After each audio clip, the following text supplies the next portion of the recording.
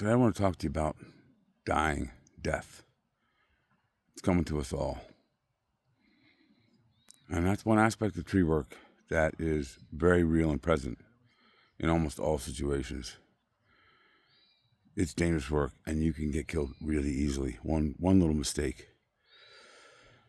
I've got 4 friends and acquaintances that were killed by the trees, 2 of them pretty recently. And,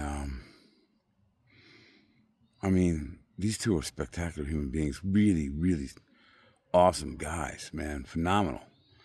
One's name was George Spellman. He was a neighbor of mine. He lived kind of close by, and so I met him in the 80s probably, and he was a contractor and did tree work, but did a lot of other stuff too. And he ran the best contracting company, probably that I've ever met. He was so on top of everything.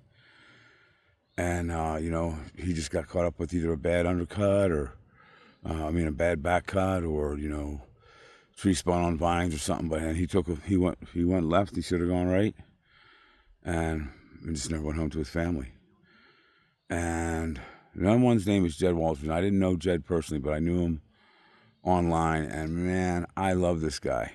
This guy was great, and such a sweet, beautiful human being, man.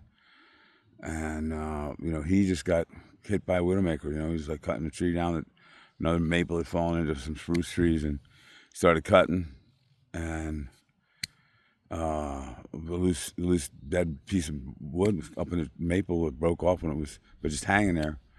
I heard he looked up and he just caught it right in the face. So, oh man, what a way to go, right? And then there's a couple more. But the point I'm trying to get to here is that you got to have your head in the right space if you're going to do tree work.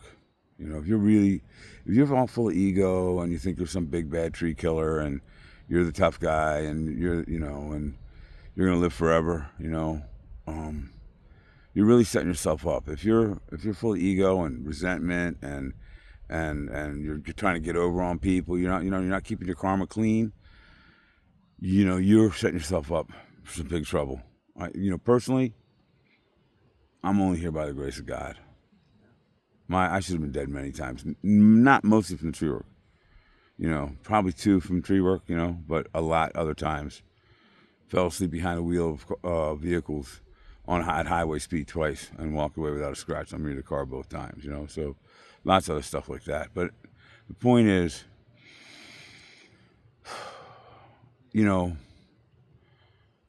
when you go cut that tree down, that's this tree's day to die. And no matter who you are, what your circumstances are, your day's coming relatively quickly. So death is the great equalizer. We're all mortal beings, and we need to kind of have respect for the jobs that we do. And when we're handling these living beings and we are killing them, it better be done in a respectful way. And you're just setting yourself up for some really bad karma otherwise. Really, we're just beginning to scratch the surface of what a tree is. We see a tree and it's like, oh, there's a tree, That tree is a multidimensional being, a conduit between heaven and earth that is living in a community, has communication skills. It's just like this, the depth of these beings, of these trees are way beyond anything most of us could ever imagine. And you're just going to grab a chainsaw and go, okay, I'll be right back, zing, zing, zing, and down it goes. Yeah, and I'll tell you, I'm going to give you another story, and it's I'm not going to name names here because I don't want to upset anybody. But there was a contractor who ran a great company. I knew him through 2 guys that I worked. Well, one guy I knew and one guy I worked with a lot. That both worked for him on the side. And he had a bunch of cranes and bucket trucks and was running a really, what seemed like a really top-notch company. And, he just forgot, he was coming down on the crane, forgot to throw his lanyard in before he unclipped from the crane, and just fell back and was dead. Boom, boom, 4 kids, got to see their dad again. Now, here's something. And one of my buddies, one of my mentors, the guy I have huge respect for is his ability to cut trees. He was working for this contractor that I'm describing as a contract climber one day, and he gets a phone call in the middle of this tree. Your son's been hit by a car. 12-year-old son was hit by a car and killed. And you know what the contractor asked him to do? Hey, man, can you stay and finish the tree? I mean, like, who would ever do that? Who would ever say that to someone whose son had just gotten killed? Are you out of your mind? And yet that's what happened, and he ended up getting killed. And the fourth one was a guy by the name of Jim. He was the first guy I ever saw run a stump grinder.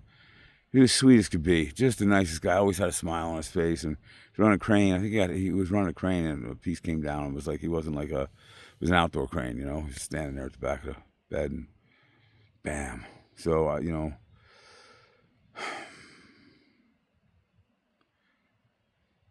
if you're not into trees, if you don't love trees, if you're just looking at this as a business, I don't recommend it. There's a lot of ways to make money in this world.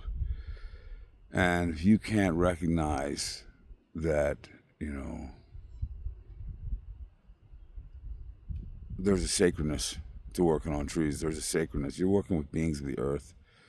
You're a child of the earth too. If you can't recognize that there's a relationship there, that these beings are related to you, and it's like you're doing to them, you're kind of doing to yourself. If you don't recognize that, I think maybe you should look for another way to make a living. And even if you love trees, man, and you're just thinking about getting into the business, man, you better think twice, because it's really not for everybody. And I'm going to say I always pray. I always pray before I cut a tree. And I thank God. I thank the earth for making me part of this creation, this beautiful earth we're living with here.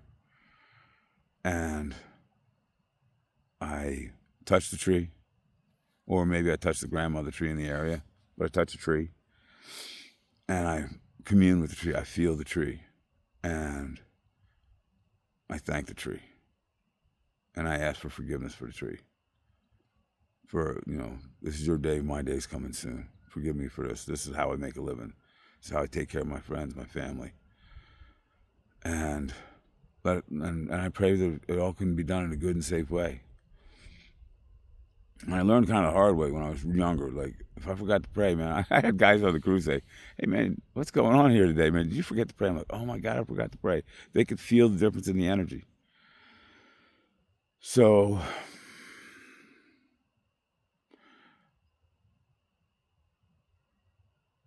we all got to find our place in this world. We got to find what works for us and what's the best. Keep striving to be the best people we can be. And I've certainly fallen short in many respects, and have done a lot of things I'm ashamed of and wish I could take back. But here we are, and I feel really blessed, to have come as far as I have. I'm 64 years old. I'm still out there, coming home with sawdust in the pockets, banging out really just, like ballet type work. And it feels so good, man. So I guess there's a dichotomy there. We love trees and we kill trees, Sometimes we're a mortician, sometimes we're the executioner. And just try to stay balanced in your own life and balance in your relationships, and don't live life in too much excess. Don't be in too much of a hurry to get out there and kill yourself. Some of these young kids want to initiate themselves into manhood and end up initiating themselves into heaven. So I'm running out of light here, and the world's going to keep turning long past when we're on this earth here, and the trees are going to keep growing. And 1,000 years from now, none of us will be remembered. I mean, almost none of us. So keep that humility in mind, and thank you for listening. I think I'm going to disable comments on this one. What do you think? I don't know. I probably should. Just want to let everybody have your own space with this and do with what you want. All right. My God bless each and every one of you. Thank you for watching.